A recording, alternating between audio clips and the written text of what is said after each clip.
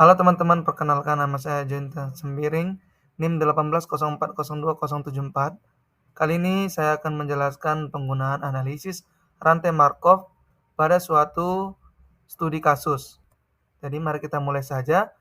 Baiklah, kita misalkan dalam sebuah survei yang dilakukan di sebuah desa, diketahui bahwa desa tersebut terdiri dari 100 keluarga, di mana diperoleh data bahwa 60 keluarga merupakan pelanggan atau pengguna provider Telkomsel dan 40 keluarga lainnya merupakan pelanggan atau pengguna provider XL. Pada bulan itu diketahui bahwa dari 60 keluarga pelanggan provider Telkomsel, diperoleh data bahwa 40 keluarga tetap menggunakan provider Telkomsel, sedangkan 20 lainnya berpindah ke provider XL. Didapatkan juga bahwa dari 40 keluarga pelanggan provider XL, dinyatakan bahwa 15 keluarga tetap menggunakan jasa provider XL, sedangkan 25 lainnya berpindah ke provider Telkomsel. Nah, pada kasus tersebut terdapat perubahan jumlah keluarga yang menggunakan jasa provider yang tersedia. Nah, untuk mengetahui perubahan yang terjadi, maka kita bisa menggunakan analisis rantai Markov. Yang pertama-tama yang kita perlu menghitung yang pertama yaitu matriks probabilitas transisinya. Kedua, probabilitas untuk provider Telkomsel dan XL pada bulan ketiga apabila pada bulan pertama keluarga tersebut memilih provider Telkomsel.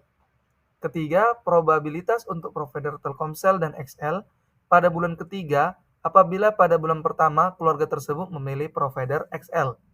Keempat, nilai probabilitas penggunaan provider dalam keadaan tetap. Dan yang terakhir, kita dapat menghitung jumlah perkiraan jumlah pelanggan dalam jangka panjang untuk masing-masing provider. Nah, langsung saja kita mulai langkah yang pertama, yaitu menentukan matriks transisi. Langkah pertama dalam menggunakan rantai Markov adalah pertama kita harus menentukan matriks transisinya. Probabilitas bulan pertama Telkomsel dan bulan kedua tetap Telkomsel dapat kita hitung dengan membagi jumlah pelanggan tadi yaitu 40 dibagi 60, yaitu probabilitasnya 0,667. Kedua, probabilitas bulan pertama Telkomsel dan bulan kedua menjadi XL yaitu 20/60, yaitu 0,333. Dua, probabilitas untuk provider Telkomsel dan XL pada bulan ketiga apabila pada bulan pertama keluarga tersebut memilih provider Telkomsel. Apabila pada bulan pertama keluarga pada desa tersebut memilih menggunakan provider Telkomsel, artinya keluarga pada desa tersebut lebih memilih menggunakan provider Telkomsel.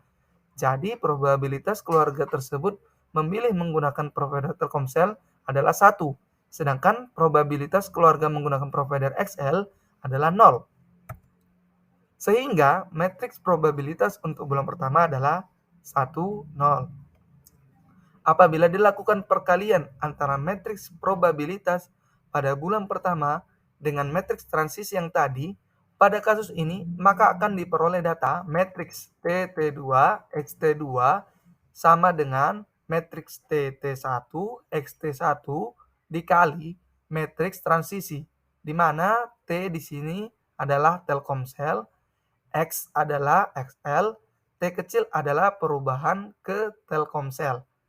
Jadi kita dapatkan TT1 kali XT1 dikali matriksnya dalam bentuk angka 0,667, 0,625, 0,333, 0,375 dengan hasil 0,667 dan 0,33. Probabilitas pada bulan kedua yang diperoleh memiliki nilai yang sama dengan matriks transisi pada baris pertama. Tentu saja demikian, karena perhitungan yang dilakukan adalah matriks pada bulan pertama dengan matriks transisi yang dibentuk dari data probabilitas pada bulan kedua.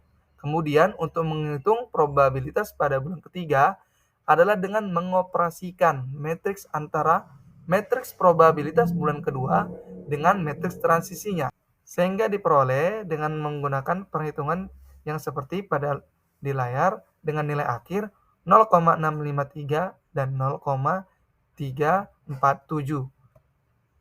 Jadi dapat disimpulkan bahwa kita dapat memperoleh probabilitas bulan ketiga, yaitu bulan pertama pelanggan provider Telkomsel lebih banyak untuk provider Telkomsel adalah 0,653 dan pelanggan provider XL adalah 0,347. 3. Probabilitas untuk provider Telkomsel dan XL pada bulan ketiga apabila pada bulan pertama provider Telkomsel lebih banyak digunakan. Apabila pada bulan pertama keluarga pada desa tersebut memilih menggunakan provider XL, artinya keluarga pada desa tersebut lebih memilih menggunakan provider XL.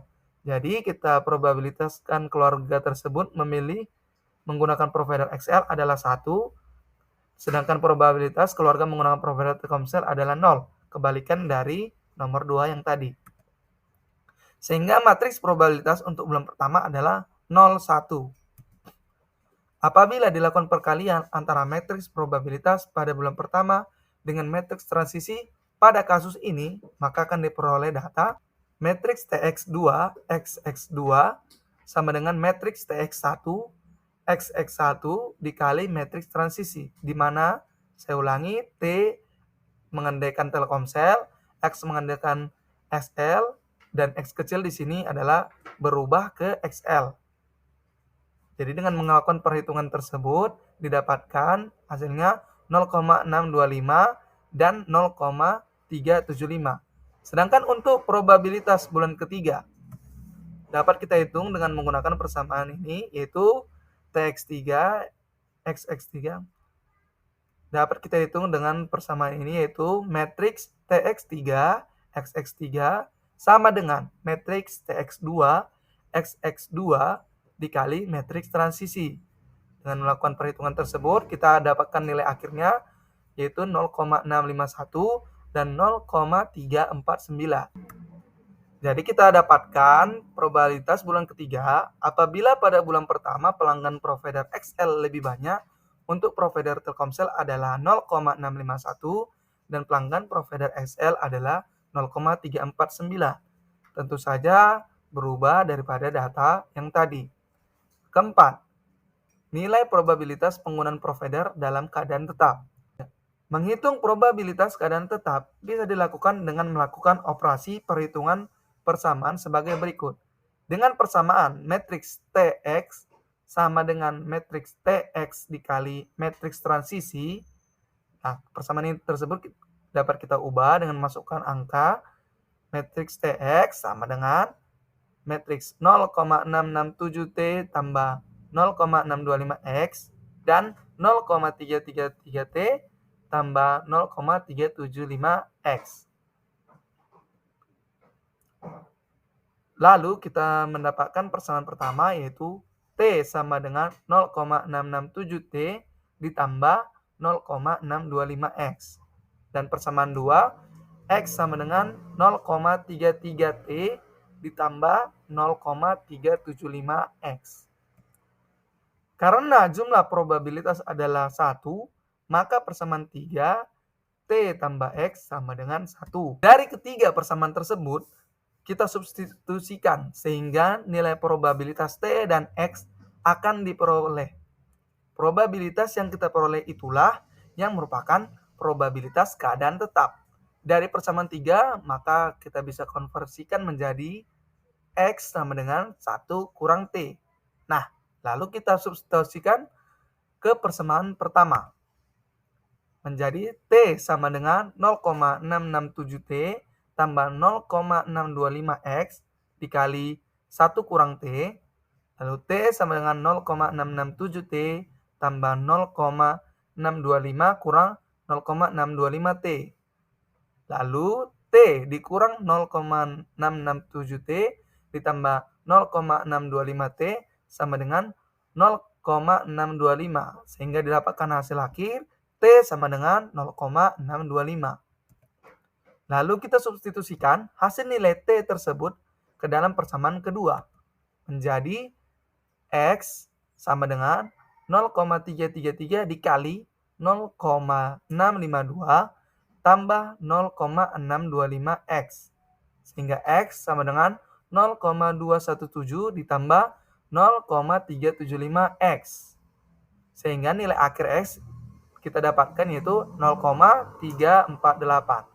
Jadi, probabilitas keadaan tetap atau steady state-nya adalah untuk provider Telkomsel yaitu 0,652, sedangkan untuk provider XL adalah 0,348. Kelima, jumlah perkiraan jumlah pelanggan dalam jangka panjang untuk masing-masing provider. Jumlah perkiraan jumlah pelanggan dalam jangka panjang bisa kita hitung dengan mengalikan probabilitas keadaan tetap tadi dengan jumlah total pelanggannya. Nah, untuk provider Telkomsel, 0,652 dikali 100 sama dengan 65 pelanggan. Untuk provider XL sama dengan 0,348 dikali 100, yaitu 35 pelanggan. Demikianlah kita menggunakan metode analisis rantai Markov untuk menghitung probabilitas pada suatu kasus. Terima kasih.